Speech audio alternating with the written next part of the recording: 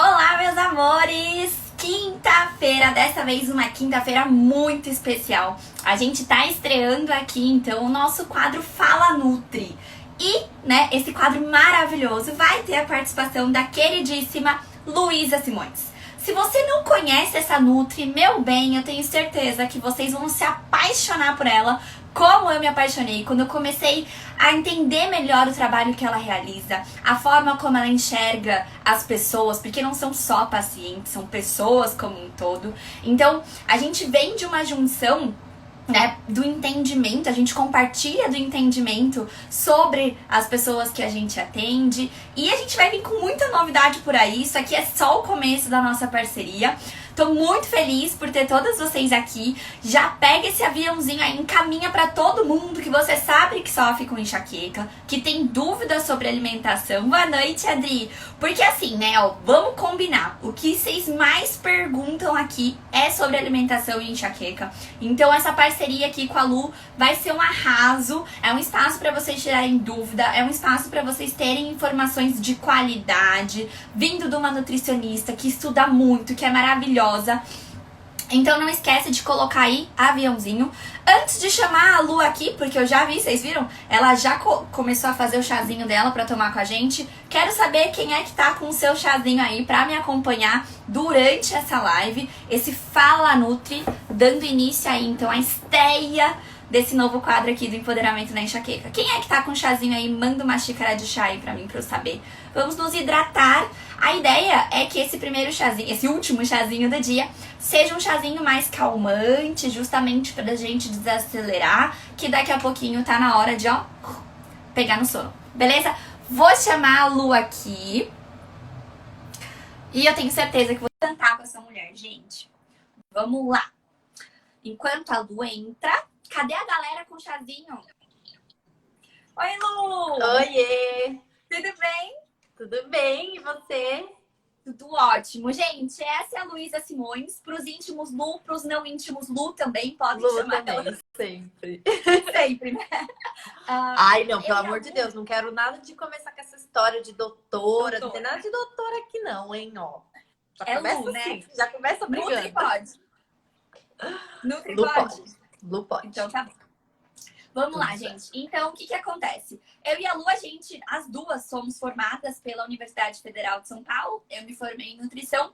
Eu me formei em fisioterapia. A Lu se formou em nutrição. Eu confundi nas bolas, né? Então, assim, ela acha que só ela que tá nervosa por esse encontro, mas eu também tô. Imagina, tô tranquila. E você, para começar a se apresentar, conta um pouquinho quem é a Lu nutricionista e quem é a Lu. Bom, vamos lá. Então, primeiro eu queria começar agradecendo você, Fer, pela oportunidade de estar aqui, né? Quem viu a foto que eu postei hoje cedo, hoje é a primeira live que eu estou fazendo aqui, então fiquei um pouco nervosa mesmo, mas enfim, com o tempo a gente vai se habituando aí. Bom, eu sou a Luísa, né? Sou Luísa Simões, como eu falei, a minha profissão não me define, né? Então não tem nada dessa de doutora, nada, que a gente vai conversar de igual para igual, né? Assim, apesar de eu ser profissional da saúde, de eu ser profissional nutricionista, eu sou gente normal, como você, como todo mundo que está aqui. Então a gente tem liberdade para conversar sobre qualquer coisa, enfim, estamos aqui sempre de igual para igual, papo de amigas mesmo, né?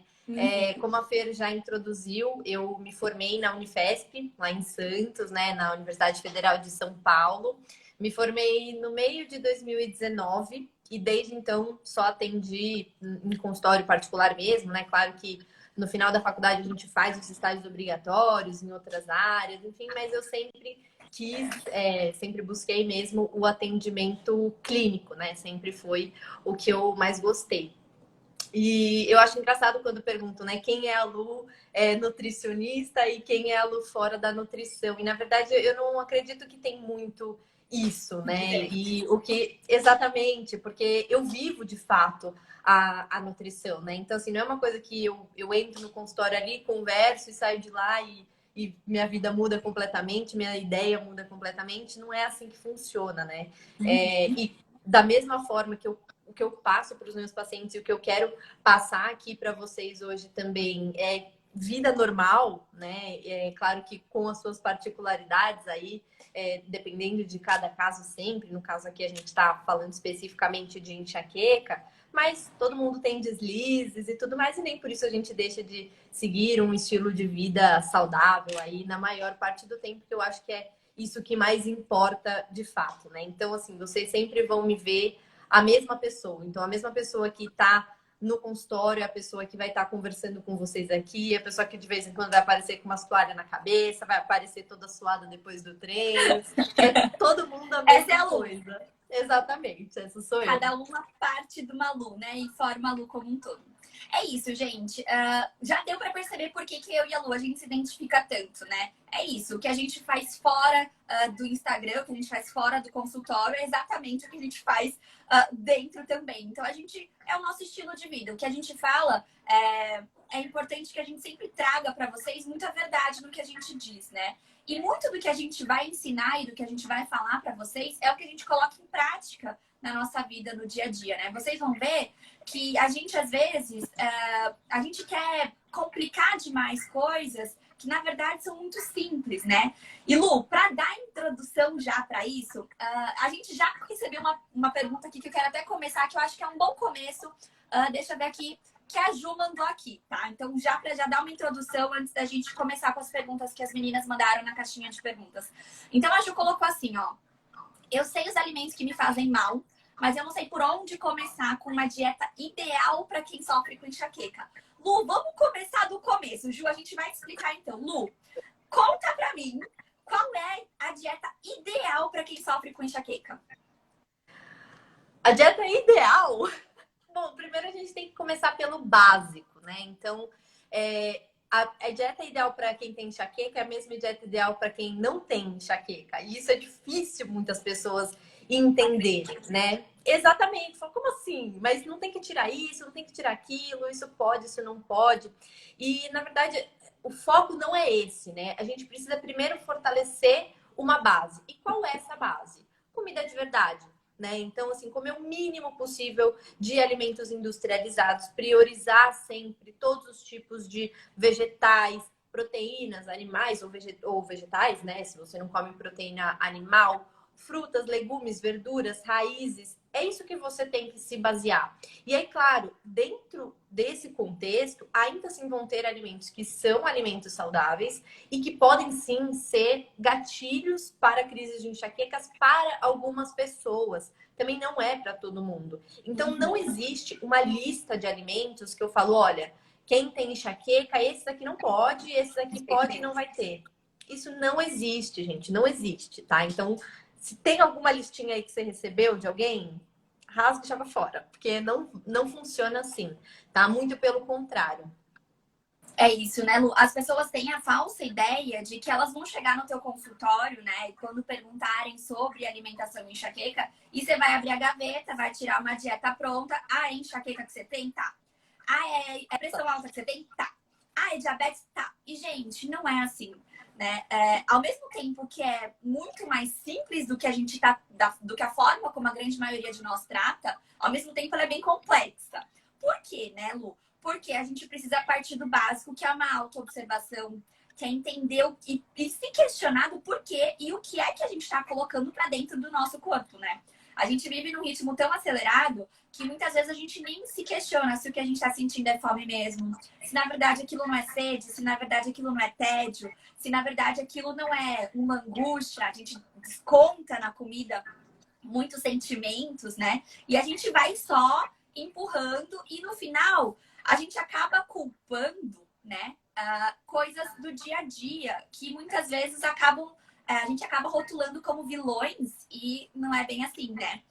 Um desses grandes supostos vilões, a gente vai começar aqui já respondendo essa pergunta. Lu, conto com você. Vamos lá, Lu. E o café com leite? O que é que você tem para me dizer sobre café com leite e enxaqueca?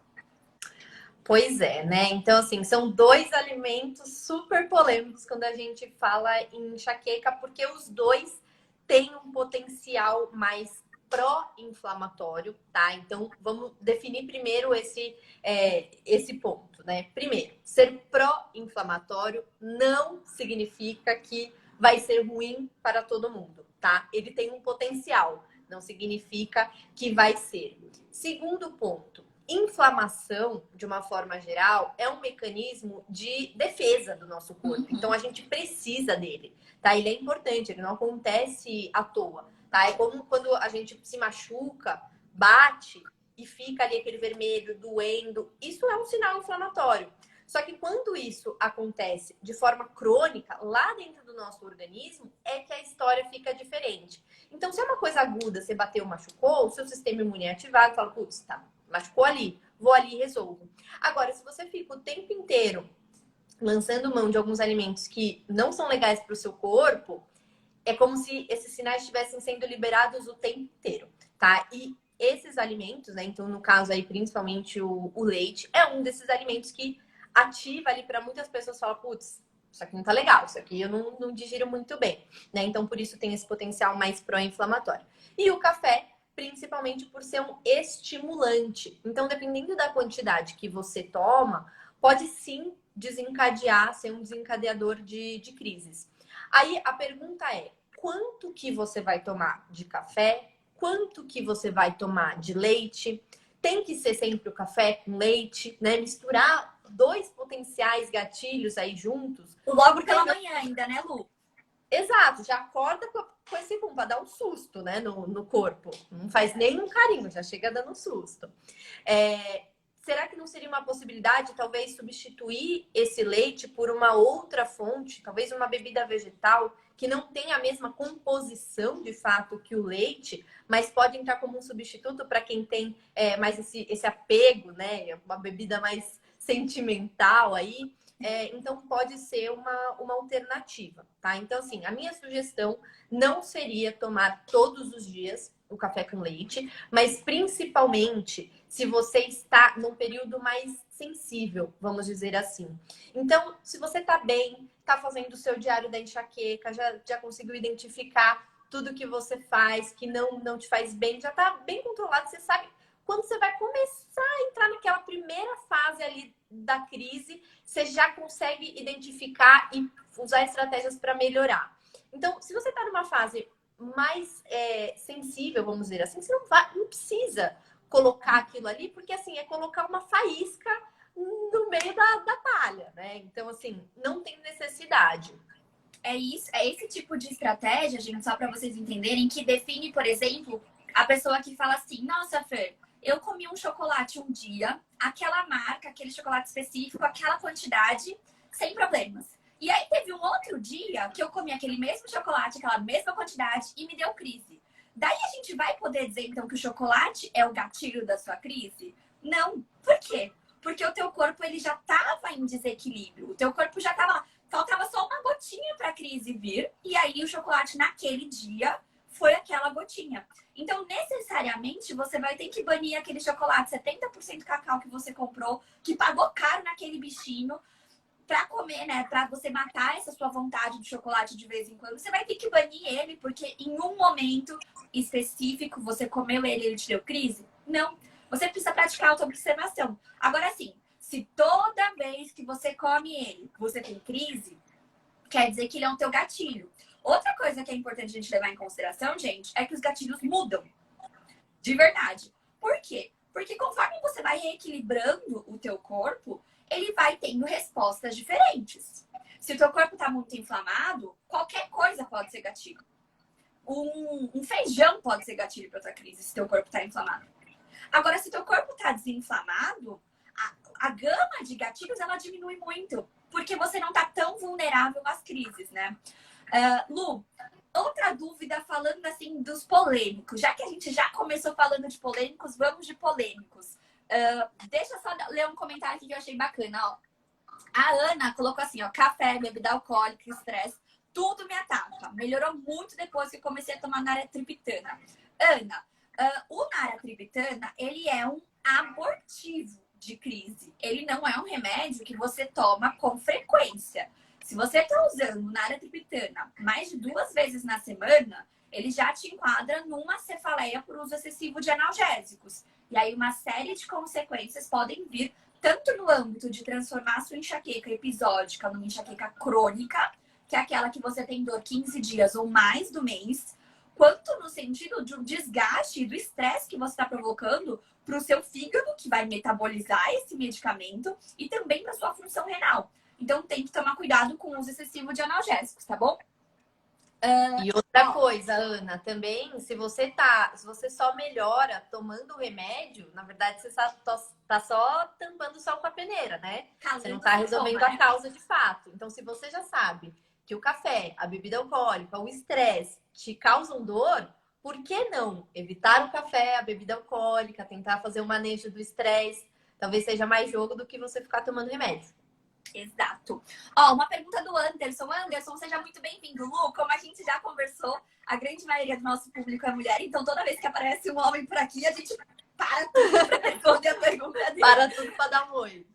Para tudo pra dar apoio. O Anderson mandou assim, ó. Boa noite, meninas. Como os enxaquecosos podem variar o café da manhã?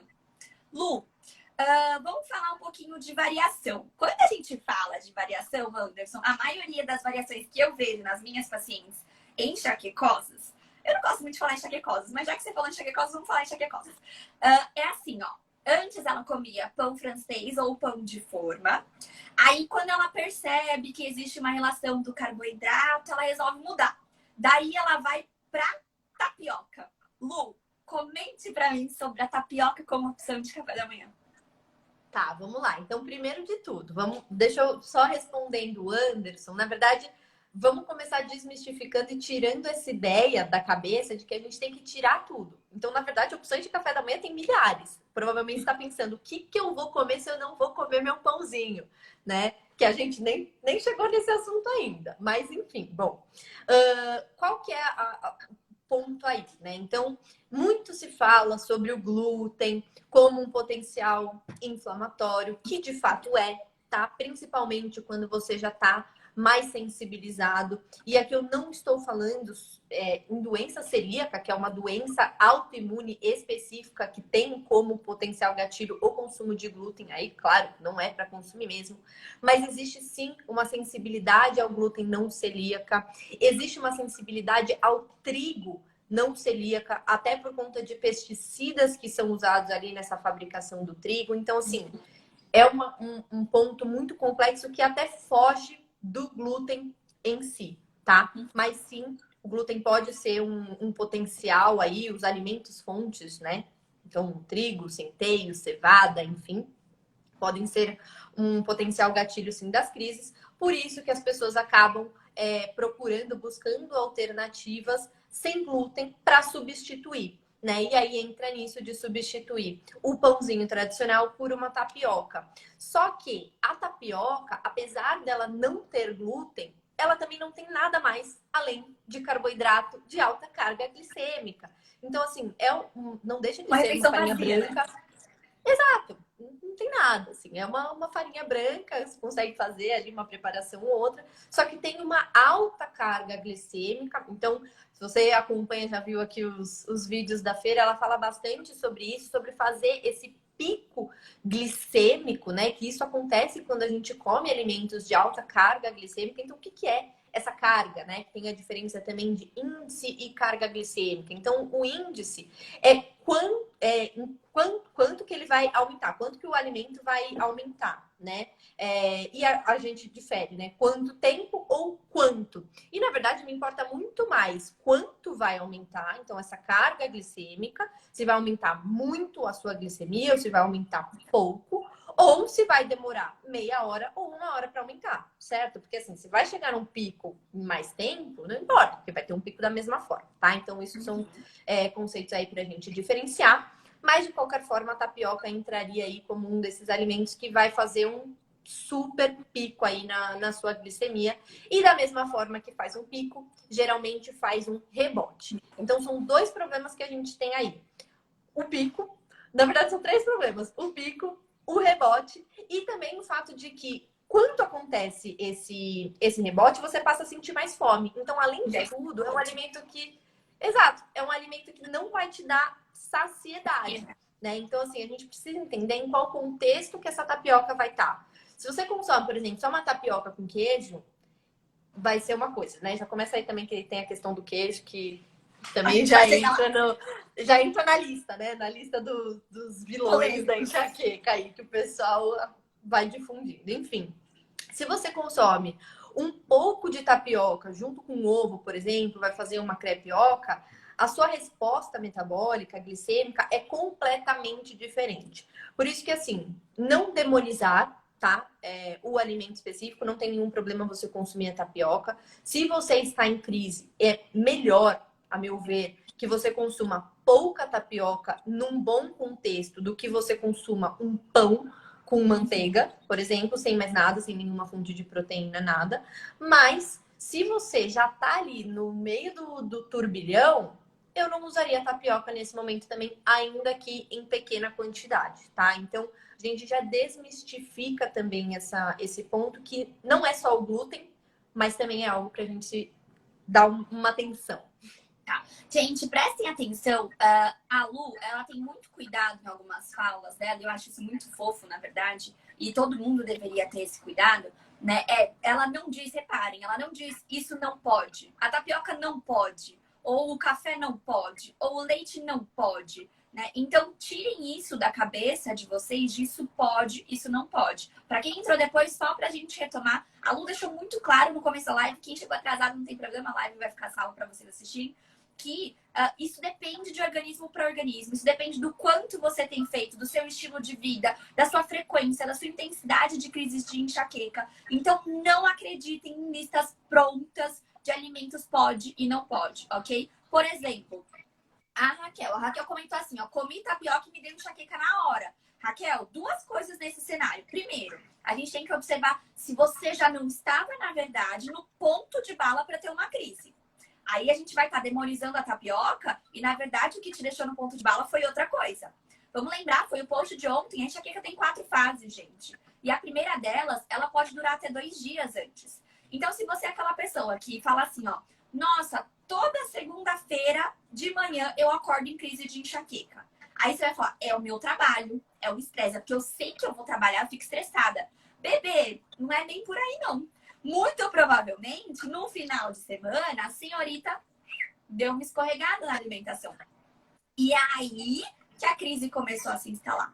Então, mas como que eu vou saber, então, se o que tá me dando crise é a tapioca, de fato, porque pode ser, tá? Pode ser que seu gatilho alimentar, a tapioca, seja um gatilho alimentar para você, ou se, na verdade, outra coisa te deixou no ponto de bala para crise. Diário da enxaqueca. Não tem outra saída. Não tem como você descobrir isso sem um diário da enxaqueca. Ok? Lu, antes da gente voltar para as polêmicas, teve uma pergunta que eu achei interessante aqui, ó. Quer ver? Já perdi. Tem muitas perguntas. Dicas de como desinflamar o corpo. Lu, quando chega alguém no seu consultório e tá muito inflamada, assim, as primeiras dicas, só uns spoilerzinhos do que a gente pode tentar fazer dentro desse cenário. Primeira coisa, identificar por que ela está inflamada, né? E geralmente uma pessoa que chega toda bagunçada, com o intestino que não funciona, acne, enxaqueca, comendo super mal, não tem nenhum tipo de rotina alimentar, nenhum tipo de organização, dorme mal, trabalha igual um louco, é toda estressada. Então, assim, aquela pessoa toda bagunçada. Primeiro de tudo, a gente tem que minimamente organizar um pouco essa rotina. Claro que isso não acontece de um dia para o outro, claro que não dá para a gente resolver tudo em uma consulta só, mas é minimamente organizar esses pontos para pelo menos situar a pessoa ali na própria vida dela, né? Porque ela tá perdida, enfim. Então, isso é o ponto 1. Ponto 2, na alimentação especificamente. Fortalecer uma base alimentar. Por quê? Eu recebo muitas pessoas perguntando: ai, você é nutri low carb? Você é nutri não sei o quê? Gente, não existe isso. Sabe, assim, definitivamente não existe isso. E às vezes a pessoa chega buscando uma estratégia específica porque viu em algum lugar que aquilo é bom para enxaqueca. E na verdade a pessoa não tem nem a base. Então, assim, nem o arroz com feijão, né, que a gente fala, assim, a pessoa não sabe, ela tá completamente perdida. Então, primeiro organizar aumentar o consumo de vegetais, né? Colocar aí pelo menos 2, 3 refeições, uma quantidade significativa. Também não é comer 2 folhas de alface e uma rodela de tomate e falar que comeu salada, né? Pelo amor de Deus. Organizar a sua rotina alimentar, mudar inclusive o padrão dos finais de semana, entender que o seu corpo não sabe se é segunda ou se é domingo, o seu corpo não sabe. Então, estabelecer primeiro essa base, é o ponto de tudo. Fazendo isso, a gente já resolve metade do caminho. E o terceiro ponto é identificar potenciais gatilhos, né? De fato, na alimentação. Porque, como até a Ju mesmo falou, né? Ela perguntou lá na outra pergunta, ela falou: eu já identifiquei quais são os meus gatilhos, como fazer uma dieta anti-inflamatória, enfim, qual que é a melhor dieta. Se ela sozinha já conseguiu identificar, maravilhoso, perfeito. Tá? Mas muitas pessoas de fato não conseguem identificar quais são, e aí entra o Diário da Enxaqueca, é excelente. Fazer esse recordatório, né? Fazer essas anotações por um período, a gente consegue linkar mesmo, falar, ó, tá vendo aqui nesse dia que você comeu isso? Te deu isso. No outro dia você comeu também deu.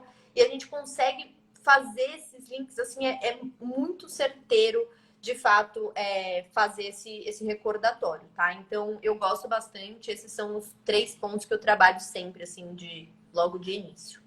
Tá.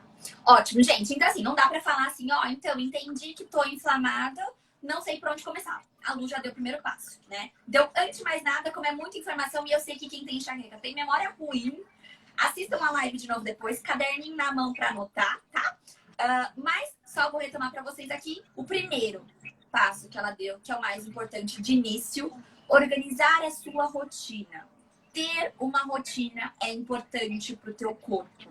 Isso é essencial. Pessoas que dormem em horários cada dia diferente, pessoas que não têm horário regular para se alimentar, não faz as refeições nos mesmos horários.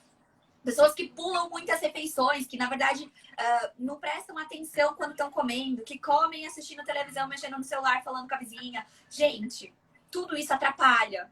Tudo isso vai atrapalhar na sua digestão também. E, gente, por que eu sou apaixonada pela... Você não viu que até no começo da live eu falei que eu que fiz, né? Até troquei de faculdade com a Luísa no começo da live. Porque é incrível quando você começa a entender que o seu intestino é um dos seus bens mais preciosos. Se você não cuida dele direito, cara, o negócio desanda de um jeito que vocês não têm ideia. Aliás, vocês têm. Porque é por isso, esse é um dos grandes motivos que muitas de vocês vivem com dor diariamente, tá? Porque estão inflamadas, porque não estão tendo uma rotina, porque não estão escolhendo com consciência, né, de uma forma mais assertiva, os alimentos que estão pondo no prato. Falando em pôr no prato, eu tenho uma outra duplinha que também é meio polêmica aí. Arroz e feijão. O que você tem para me dizer? A gente fala e a gente escuta muito dizer, né? Muitas pessoas que têm enxaqueca, elas evitam o arroz e feijão. E eu vou te dizer o porquê. Não sei se já chegaram para você com essa explicação, mas o que as pessoas chegam para mim é assim, ó. Ô, Fer, não pode arroz e feijão. Aí você fala, por que não pode? Não pode nenhum grão. Grão não pode comer, sabia? Lu, não pode comer grão. Não pode comer grão. Tem antinutriente, não pode. Inflama, não pode comer grão. O que você tem a me dizer sobre isso, Luísa Simões? Bom, primeiramente, na maioria das vezes, quando a pessoa chega preocupada com arroz e feijão, ela não tá preocupada com a pizza que ela tá comendo no final de semana, tá? E assim, tudo bem também comer pizza de vez em quando, tá? Tá tudo certo, não tem nenhum problema. Mas aí volta naquilo que eu falei, né? Não tem uma base bem estabelecida e acaba se preocupando com coisas que ainda não é para se preocupar. Então, de fato, os grãos têm sim alguns antinutrientes, tá? Que podem sim fazer mal pra gente, que podem causar gases, desconforto abdominal, tudo isso. Mas por isso que existe o remolho, né? Então a gente deixa ali todas as leguminosas. Eu oriento, inclusive, para pessoas que já têm um intestino um pouco mais sensibilizado, os 24 horas de remolho em água com algum meio ácido, então ou com limão ou com vinagre, para ajudar também a eliminar esses fatores antinutricionais, sempre trocando essa água do remolho, não usar essa água para cozinhar. E aí você até percebe, né? Se alguém aqui já fez esse remolho de feijão, de grão de bico, de lentilha, viu que forma uma espuma mesmo. Agora pensa que se você não faz esse remolho, essa espuma, essa fermentação tá lá dentro de você. Aí você come e faz por isso, tá? Mas exatamente, mas assim, fazendo isso já é meio caminho andado, já não tem problema nenhum, tá? Com relação ao arroz, até perguntaram pra gente sobre o milho também, né?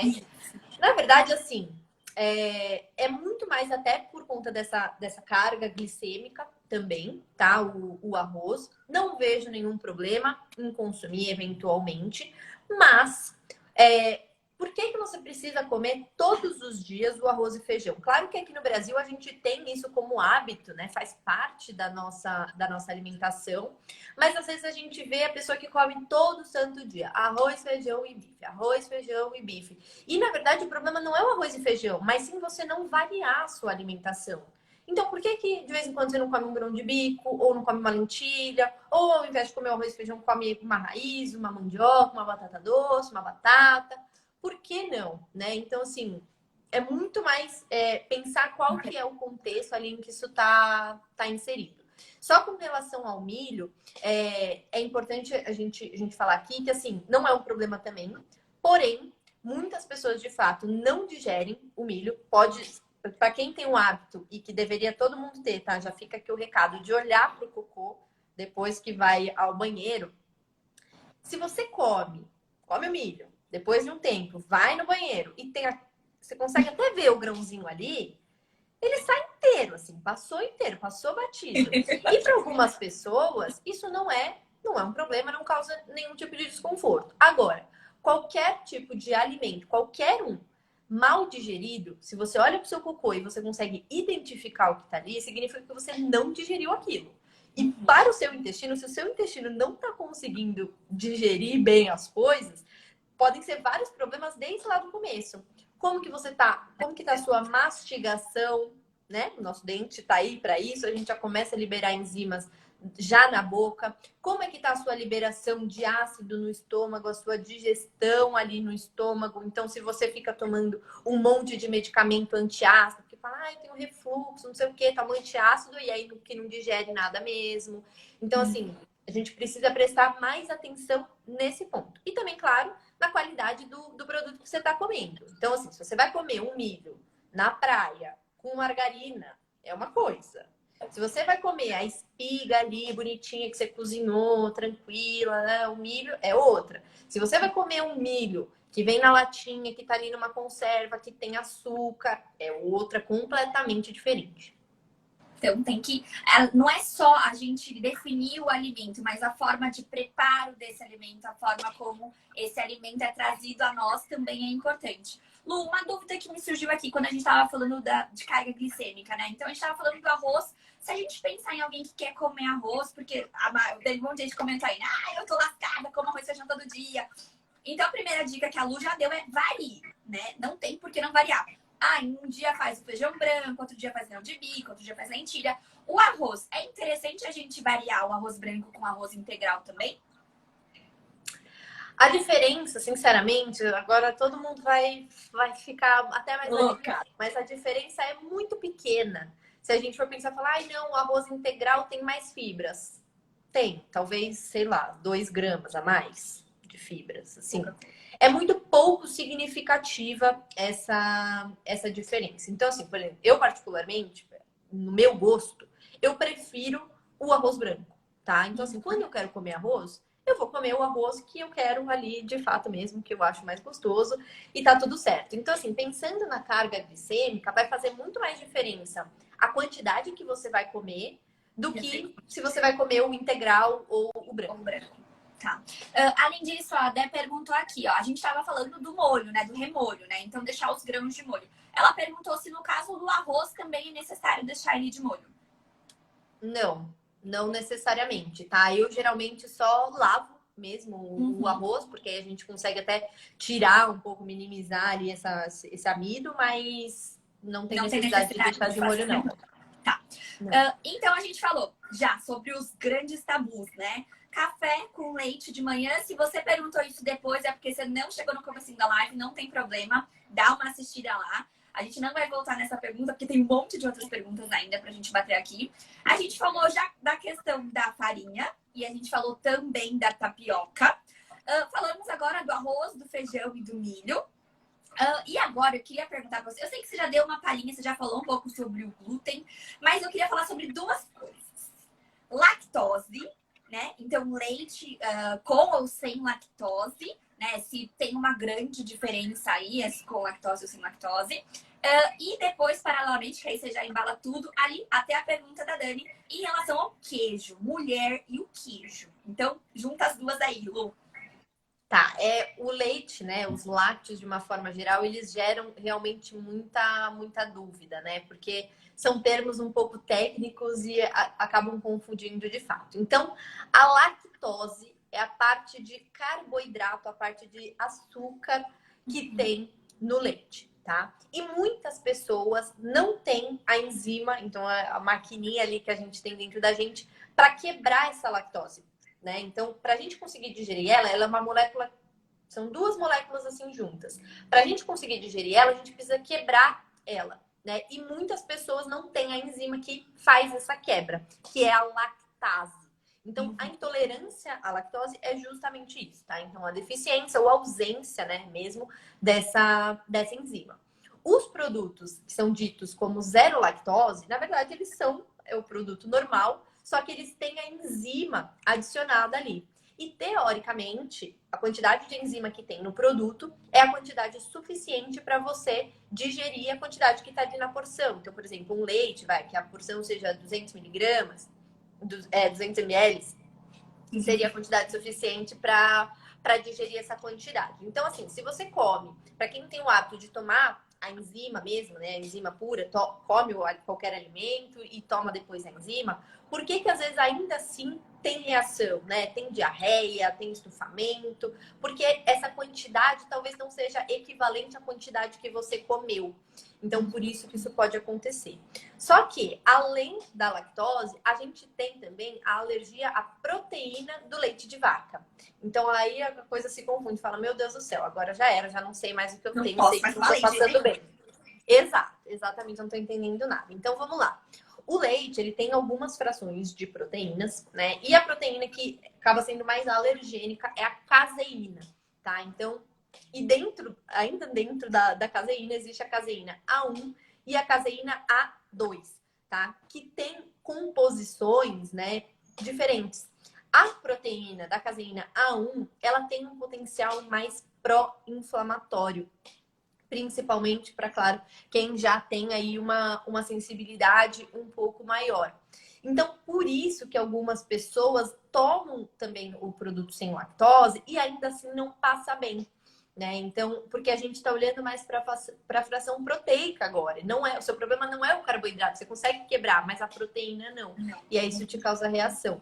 Já a proteína do tipo A2, ela não tem essa mesma conformação, então não tem tanto esse potencial inflamatório, tá? Aqui no Brasil, eu pelo menos conheço uma marca só que tem alguns produtos aí com proteína A2, mas a maioria dos lácteos que a gente encontra, o próprio leite mesmo tradicional, é do tipo A1 mesmo, tá? E aí, nesse contexto ainda, né, que os produtos lácteos, fala, putz, mas eu não consigo tomar o leite, mas o queijo não me dá nada. Por que que isso acontece, né? Ou queijo, ou iogurte, enfim. Porque esses alimentos, eles são fermentados, né? Tanto o queijo quanto o iogurte, eles têm processos de fermentação ali diferentes, a composição é um pouco diferente, mas de qualquer forma eles passam por um processo de fermentação. E as bactérias, os bichinhos que estão ali fermentando para conseguir produzir esse queijo ou esse iogurte, eles já digerem parcialmente tanto a lactose, né? Então tem alguns produtos que já têm mesmo uma quantidade de carboidrato mais baixa, e também já tem a digestão da proteína mais facilitada. Para algumas pessoas, ainda assim, ainda esses alimentos, mesmo já sendo mais fermentados, elas vão reagir, tá? Então, assim, são pessoas muito sensíveis de fato, e aí não tem como. A gente precisa buscar outras alternativas, outros tipos de lácteos para conseguir suprir aí essa demanda. Mas a principal diferença é realmente essa. E aí, dentro dos queijos, por exemplo, por que que para grande parte das pessoas, os queijos mais amarelos, né, os queijos mais gordos, eles são mais facilmente digeridos do que um queijo branco, por exemplo? Porque o queijo branco, ele tem uma quantidade maior de carboidratos e tem menos quantidade de gordura. Só que esses carboidratos, para algumas pessoas, elas não conseguem digerir e acabam tendo aí esses desconfortos. Diferente do queijo amarelo, que ele é mais gorduroso, ele tem menos carboidrato, ele já foi mais fermentado, já foi mais digerido. E o que pode acontecer também, né, Lu, é da pessoa que não tá acostumada a comer queijo, não come esse queijo com frequência, mesmo pegando esse queijo mais amarelo, que na teoria poderia ser mais fácil de digerir para algumas pessoas, por ter uma quantidade maior de gordura, pode ser que ela também não consiga digerir bem nem esse queijo mais amarelo, né, por conta da quantidade de gordura que tem, né? Exato. E mais uma vez, a gente também precisa olhar qual é o contexto, né? Então, você está comendo esse queijo com o quê? Porque isso também vai fazer diferença. Que é muito importante, né, Lu? Tem muita gente que fala assim, ah, não posso comer queijo, não posso comer queijo. Aí você pergunta, mas você comeu queijo com o quê? Na macarronada. Aí você fala, será que foi o queijo? Exato. Que comi um macarrão com molho 4 queijos. Exato. Ou então teve a crise de enxaqueca porque comeu o queijo, mas comeu o queijo aonde? Ah, no pão francês. Será? Comeu o pão, a mortadela e o queijo. Aí ela vai culpar o queijo, né? O queijo está sendo demonizado à toa. E a gente precisa lembrar que, nossa, ele tem tantos nutrientes que são bacanas para o nosso corpo, né? E muitas vezes, muitas de vocês estão se privando de alimentos por um rótulo que foi colocado sem uma base sustentada, assim, né? Do porquê de fato não pode, né? Então, de novo, eu volto a repetir que foi o que a Lu trouxe logo de cara no começo da live. Não é isso de não pode, tem que entender o teu corpo. Cada corpo funciona de um jeito, tá? O que a gente está trazendo aqui são por que algumas pessoas podem se dar bem com queijo, porque outras pessoas podem não se dar bem. E aí, é sua observação, é o seu papel, né? Para você ter essa autonomia, você precisa se enxergar e se observar. Será que eu tô nesse grupo que consegue digerir bem? Será que eu tô no grupo que não digere? Então não tem como ter uma lista pronta para isso, beleza? Lu, outra pergunta que a Gi mandou aqui, quer falar? Pode falar. Só que algumas pessoas perguntam, né, tá? E como que eu sei o que me faz bem, o que me faz mal? Tem que fazer exame? Não, eu fiz o exame de intolerância à lactose e não deu nada, deu que eu não tenho nada. E aí? Né? Já vem assim, com os dois pés no peito. E eu sempre falo, é muito simples. Tira, vê como é que você fica e põe de volta. Porque muitas... Tá resolvido. Porque assim, a gente fica buscando tanto um diagnóstico, né? Então falar, não, eu tenho alergia, não, eu tenho intolerância, não, eu tenho isso, eu tenho aquilo. Sendo que, na verdade, às vezes não vai às vezes não vai sair no exame. Realmente não vai sair. Mas assim, e a clínica?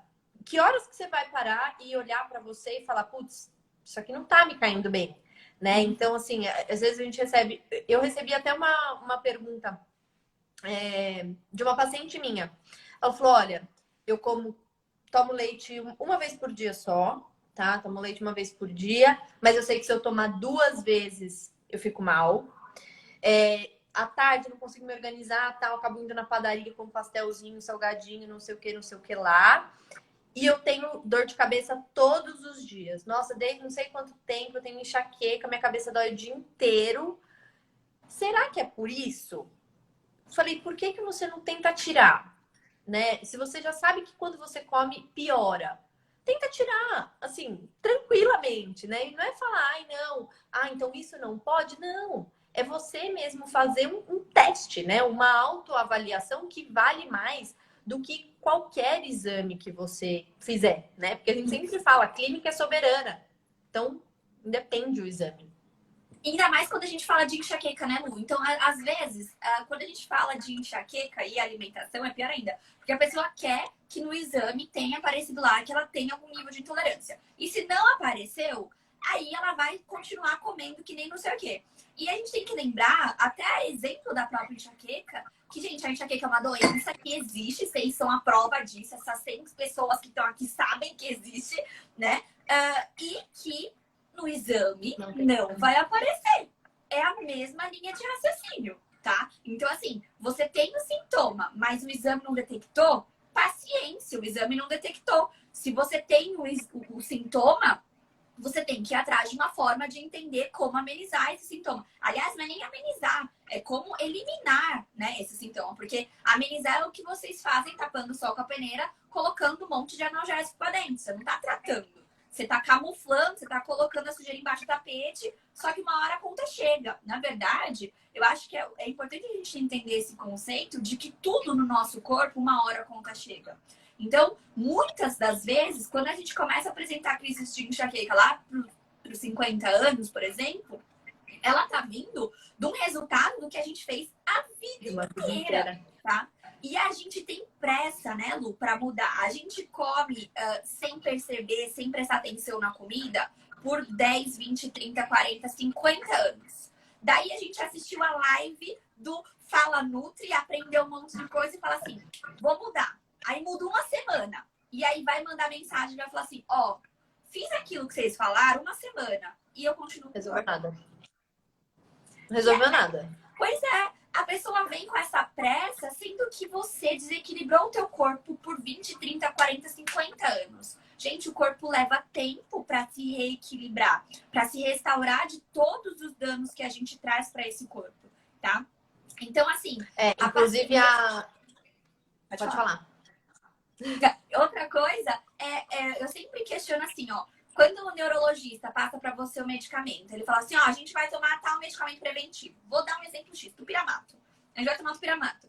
E aí ele fala para você, ó, mas ele leva pelo menos 30 dias, na verdade de 60 a 90 dias, até 3 meses, para começar a fazer efeito.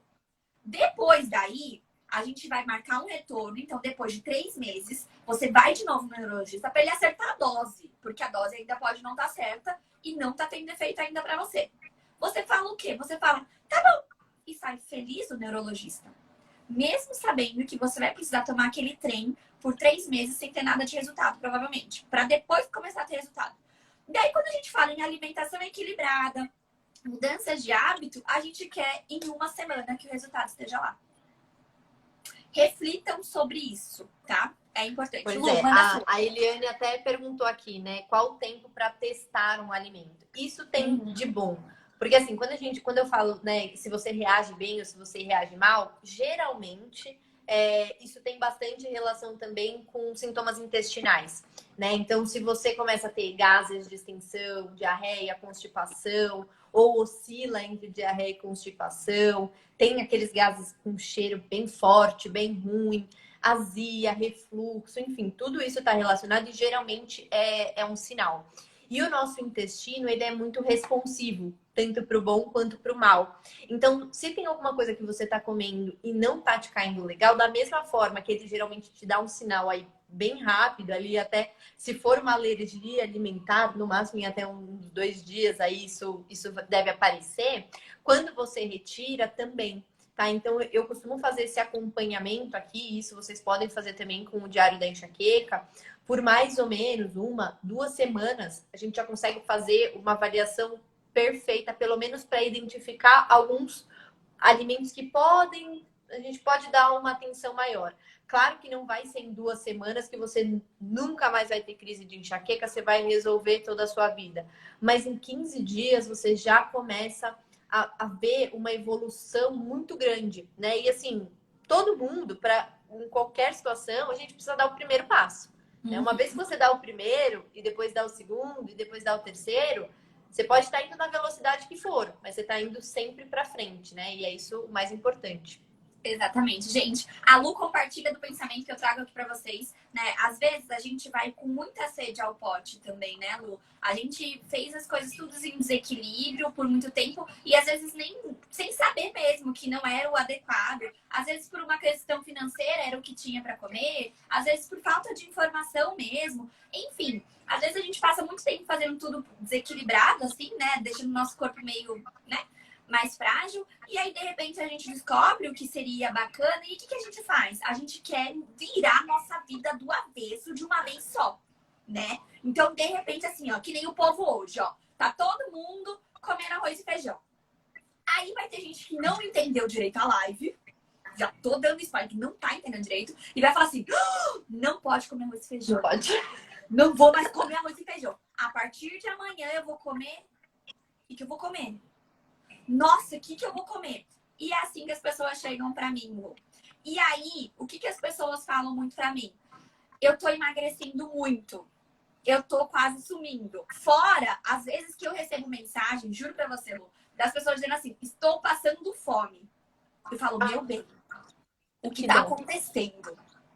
Não tenho o que comer. Eu falo, Senhor. A primeira coisa que eu pensava quando eu comecei aqui no Instagram, eu falei, cara, eu acho que ela vai me pedir dinheiro. Era isso que eu pensava, né? Ela tá sem dinheiro pra comprar comida. E não! Ela tem dinheiro pra comprar comida. Ela só acha que ela não tem nada pra comer. Então, como que a gente faz nesse caso, Lu? Quando a pessoa começa a fazer mudança de hábito, é normal ela perder peso? Até quando a gente acha que é normal? O que ela pode fazer dentro desse cenário? Assim, primeiro ponto, né? O peso não diz muito sobre o que exatamente a gente está avaliando, né? Porque a gente sabe que peso corporal ali está incluído água, músculo, massa de gordura, osso, até as bactérias do seu intestino pesam, tá? Só para vocês terem ideia. Então, assim, o peso na balança não é o melhor método para a gente dizer aí o que você está perdendo. Mas sim, é claro que se você vem numa alimentação completamente bagunçada, sem nenhum tipo de padrão, comendo um monte de porcaria e passa a comer comida de verdade, arroz, feijão, salada, enfim, proteínas, frutas, comer comida de verdade, comida da feira, sem o pastel e o caldo de cana, todo o resto. É claro que o seu corpo vai vai entender melhor como que o seu corpo funciona, né? Assim, é como se você estivesse dando um gás ali para a engrenagem realmente voltar a funcionar direito. Então, tudo de ruim que está ali dentro de você, o seu corpo vai tirar, vai eliminar. Inclusive, né, esse excesso, que muitas vezes também tem um excesso de gordura, que também um excesso de gordura também pode ser aí um gatilho para várias doenças associadas, aí doenças inflamatórias também. Uhum. Então, sim, é normal você perder peso. Só que o que a gente vê são pessoas que já estão num peso normal, já tem uma composição corporal boa, e ainda assim estão perdendo muito peso porque não estão comendo, porque estão demonizando muitos alimentos, têm medo de comer e aí tiram tudo. Ah, não, isso aqui pode causar, então não vou comer. Isso aqui pode causar, não vou comer. E nem sabe se para ela faz bem ou se faz mal, só tira. Tira, e aí chega nisso. O que é que eu vou comer agora? Já tirei tudo, não tem mais o que eu tirar. Então, o que eu como? E na verdade, assim, se a gente for parar para pensar em legumes, em verduras, tem uma variedade tão grande que, assim, eu realmente me pergunto, eu falo, como assim o quê? Você vai comer todo o resto. Que é muito, né? Exato, é muito, assim, a maior parte é o que você pode e deve comer. Sim. É um grupo muito pequeno de alimentos que estão ali que você precisa observar, não é nem falar. Que nem é certeza que você não pode. Exatamente, né? Então, assim, fazendo esse ajuste, claro, dos alimentos que você está comendo, né? Você acaba comendo mais, né? E deixa de perder tanto peso, a gente consegue estabilizar melhor aí essa composição corporal. Não é para ninguém passar fome em nenhuma situação, né? Principalmente na enxaqueca, né? A gente já sabe também que a hipoglicemia também piora, aí você vai ficar sem comer, vai ficar pior ainda, não vai dar nutriente para o seu corpo. É claro que isso vai te desencadear uma crise, né? Então, assim, não é bem esse o caminho. A gente precisa perder o medo de comer comida, né? Então, sempre quando perguntam, não sei o que lá é vilão, eu sempre posto uma foto, né, do Coringa. O Coringa é vilão, entendeu? Não é a batata, não é arroz. É isso que é importante a gente lembrar, né, gente? Então, eu queria que a gente prestasse atenção, chamando a atenção bastante de todas vocês que estão aqui, da forma leve como a Luísa traz a nutrição, a alimentação e a enxaqueca, né, gente? Não precisa e não deve ser uma cobrança muito grande. Não deve ser medo. Você não deve ter medo de comer. Se você tem medo de comer errado, se você tem medo de comer hoje, é porque te ensinaram errado, tá? Porque você não precisa desse medo. Inclusive, poxa, Fer, mas eu vou me arriscar a ter uma crise. A gente pega esses alimentos mais polêmicos e espera um momento para você estar com as crises mais controladas e aí você testa. Então, por exemplo, se o glúten é tão polêmico, se o leite, né? Não vamos falar da lactose, se o leite é tão polêmico, se o café é tão polêmico, nesse momento que eu tô com crise todos os dias, vale a pena eu dar uma segurada? Vale. Não faria todos de uma vez, porque senão depois você não vai saber o que é que estava interferindo. Mas vale a pena você segurar. Isso quer dizer que você não vai poder nunca mais consumir aqueles alimentos? Não. Isso quer dizer que nesse momento não tá te fazendo bem.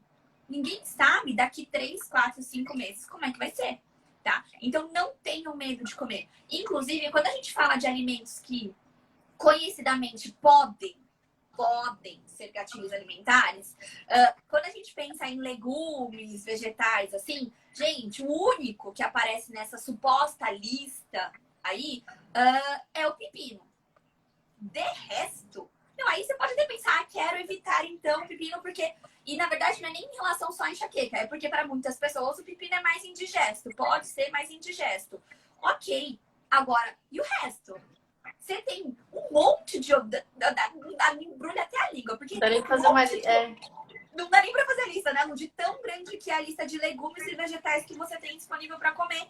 E aí tem gente ainda dizendo, não sei o que comer, não tem que comer. Lu, responde essa pergunta da Gia aqui, ó, é importante. A gente tava falando de café da manhã, né? Então a gente falou do pão. E aí a gente comentou. Ai, tá acabando nossa live. E aí a gente comentou sobre a tapioca como uma opção que esporadicamente, eventualmente, poderia ser uma opção, a depender de qual a combinação você vai utilizar nessa tapioca e todo o contexto das suas outras refeições também, né? É importante ter isso em mente. Ela tá perguntando do cuscuz. O cuscuz, ele entra nessa mesma linha da tapioca, não entra? Também entra nessa mesma linha da tapioca. Só o que eu vejo é que assim, o cuscuz tem várias formas, né? Em cada lugar do Brasil ele é feito de uma forma, tem diferentes maneiras. Então, assim, se você vai fazer um cuscuz, por exemplo, com vegetais, né? Que tem a opção lá, né? Do cuscuz marroquino, acho que que tem, você coloca uma mistura ali, isso já melhora, porque você já coloca mais nutrientes ali. Claro que é interessante sempre você associar uma fonte de proteína também. É um alimento com uma alta carga glicêmica, sim, tá? Mas, eventualmente, não tem nenhum problema você incluir ali junto no café da manhã, talvez com um ovinho, se você não come ovo, né? Pode ser um tofu, enfim, um patezinho de frango. Você consegue, sim, utilizar, mas sempre considerando a quantidade. Tá. Lu, uma outra reflexão que veio aqui pra mim, antes da gente fechar, e a gente tem novidade pra vocês, fiquem aqui com a gente. A Eliane falou assim, ó, eu tô desconfiada até da clara do ovo. E aí isso me trouxe uma reflexão, sabe, Lu? Muitas das pessoas se sentem restritas em relação, principalmente ao café da manhã.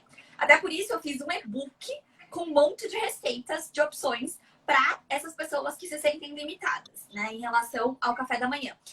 E aí, o que acontece? O que eu mais vejo são essas pessoas lançando mão, então, de alimentos com farinha, com qualquer farinha, porque demonizam todas as farinhas, né? E aí elas começam a comer ovo. Ovo de manhã, ovo mexido, ovo cozido, omelete, só ovo, ovo, ovo, ovo. A gente pode ter uma relação de uma alergia alimentar tardia dentro desse cenário. Não pode surgir, Lu? Se a gente passa a comer, então, ovo todos os dias, uma grande quantidade de ovo, você acha que pode ter essa relação ou não? O ovo é um dos alimentos que é mais alergênicos, né? Então, assim, todos os alimentos podem dar alergia em qualquer pessoa, mas tem alguns que têm maior potencial, então o ovo, o camarão, né? Frutos do mar, amendoim, o leite, o glúten, enfim. Então, tá incluso aí sim a clara do ovo, mas não por você consumir muito, tá? Então, assim, se eu posso comer ovo todos os dias e não ter nada. Agora, se você tá com o intestino todo bagunçado, você vai reagir com o ovo, com o queijo, com a batata, com o pepino, com o tomate, com tudo, né? Porque o seu intestino fica tão sensibilizado que ele fica também super reativo. E claro que tem as pessoas que, independente de estar com o intestino bom ou ruim, tem alergia mesmo à clara do ovo, e aí não tem o que fazer, só lidar com isso e substituir, que tem já várias formas aí na internet, a gente acha várias maneiras de substituir o ovo, principalmente em receitas, né? Que eu acho que é o mais difícil. Gente, queria contar pra vocês que eu escolhi esse momento pra contar pra vocês que eu e a Lu, a gente tá com uma parceria maravilhosa juntas. Então, justamente, vocês viram, né, a nossa sintonia de questão de entendimento de paciente, a forma como a gente olha pra essas pessoas, a forma como a gente se preocupa realmente em fazer com que vocês vivam e não apenas sobrevivam, né? A enxaqueca não é o fim do mundo, embora quando a gente tá com essa dor infernal, pareça que a gente, né, vai morrer com ela. Eu sou a prova viva de que isso dá pra ter a enxaqueca, dá pra controlar, dá pra viver bem. E aí, por compartilhar tanto dessa ideia, eu e a Lu, a gente agora tá numa parceria. Então, a gente, pra quem já me conhece, pra quem já perguntou sobre os atendimentos, eu tô com a agenda aberta de novo. Agora a gente realmente abriu a agenda novamente. E agora com novidade. Então, a gente tem uma modalidade de acompanhamento onde vocês passam comigo e com a Lu. Tá? Então já está disponível essa modalidade. A gente vai manter essa parceria. Então, toda última quinta-feira do mês, a gente vai ter o nosso quadro Fala Nutri. Guardem as perguntinhas de vocês. A Lu também faz caixinha de pergunta com uma frequência enorme no Instagram dela. Então, sigam a Lu lá no Instagram dela. Para quem perdeu, eu vou salvar essa live. Vai estar com o nomezinho da Lu lá. Segue ela lá. Ela dá muitas dicas sobre alimentação de uma forma geral, sobre nutrição também. Então é importante a gente entender que você não precisa ser nutricionista para entender e pensar no que você coloca dentro do teu corpo, tá? E mesmo isso vale para qualquer outra área, gente. Você não precisa ser médico, neurologista, para entender os efeitos que aquele remédio pode ter no teu corpo. Não, é o teu corpo, cara. Você precisa entender. A gente gasta tanto tempo no Instagram vendo fofoca da vida dos outros, vendo o vestido que a fulana usou, vendo meme do... Vendo meme. Adoro ver meme. Aquele cara que fica lá trolando o pai dele com erro de português. A gente gasta um tempão vendo essas coisas. E não custa, vocês vão ver, os posts dela, assim como os meus posts, fácil de gestão, é rápido de ler. Você consegue pegar esse conteúdo e trazer para o seu dia a dia. Então, na minha bio tem o link já para quem quiser marcar para fazer uma consulta aí, um acompanhamento, não é uma consulta, né? Um acompanhamento aqui com a Lu e comigo já está disponível aí na bio o link, beleza? Lu, ainda tinha mais pergunta, mas enfim, a gente vai ter mais Fala Nutri, então, na última quinta-feira do mês que vem. Então, a gente tem mais um encontrão para tirar as dúvidas. Meninas, comentem aí para mim o que é que vocês acharam. Foi maravilhoso, foi perfeito, foi incrível. Gente, eu amei. Eu vou falar pra vocês. Já me senti até em casa. Tava nervosa, agora eu já tô aqui. Então, fica tranquila, eu falei pra você. As meninas aqui são maravilhosas, elas são incríveis, sempre dispostas a aprender, sempre trocando, sempre com muita empatia, com muito carinho. Elas são incríveis. Lu, queria te agradecer. E apesar, deixa eu falar, né? Apesar da gente fazer aqui essa live do Fala Nutri só na última semana, né? Na última quinta-feira do mês, a gente tá sempre disponível, tanto eu quanto a Feira. Agora a gente vai estar sempre em contato, então pergunta para ela, pergunta para mim, a gente vai sempre trocando as figurinhas aí para conseguir, claro, sempre esclarecer o máximo possível todas essas dúvidas para vocês, levarem a vida, né, e a alimentação também, que é um ponto que acontece todos os dias, né, todo mundo come todos os dias aqui. Então a gente precisa levar isso mesmo de forma leve, não é para ser uma coisa pesada, um fardo, não é para ser um problema, é para ser bom, né? Não bom para você, bom para sua saúde. Exato, sem sacrifício, só alegria. É isso. Gente, Lu, queria te agradecer então por ter aceitado essa parceria, por estar aqui comigo. Tô muito, muito feliz. Foi um encontro mesmo, né? E realmente a gente se dá muito bem, as nossas ideias, a nossa forma de enxergar a saúde, né? Ela realmente se encaixa, tem um pouco a ver com a nossa formação mesmo, né? A nossa forma de enxergar como um todo. né? Então, eu queria te agradecer muito pelo convite. Tô super animada, suando aqui, ó. Eu que agradeço. Eu também aqui, gente. Tô aqui com essa blusa de manga comprida, nem dá. Doida pra tirar, morrendo de calor. Então é isso, meninas. Muito obrigada pela companhia de vocês. Espero que vocês tenham gostado. Ó, queria fazer um desafio pra vocês. Eu vou terminar. Já tá seguindo a Luísa, olha lá. Pode chamar de Lu. Assim que terminar a live, eu vou subir ela, só o tempinho dela carregar, eu vou subir. E eu queria que todos vocês que estão aqui comentassem pra mim qual foi a grande sacada que vocês aprenderam na live de hoje, tá? No Fala Nutri. Então vamos combinar assim, todo Fala Nutri, acabou o Fala Nutri, vocês comentam lá embaixo pra mim no comentário da live assim que eu subir. Qual que foi a grande sacada? O que é que vocês aprenderam que vocês não sabiam? Pra gente até ajudar as outras pessoas a incentivar elas a assistirem e ter mais informação. Beleza? Gente, se ficou com dúvida também, já manda pro pessoal aí assistir depois para não ter erro. Isso aí. Gente, um beijo muito grande e até a próxima. Tchau, tchau, Lu! Beijo!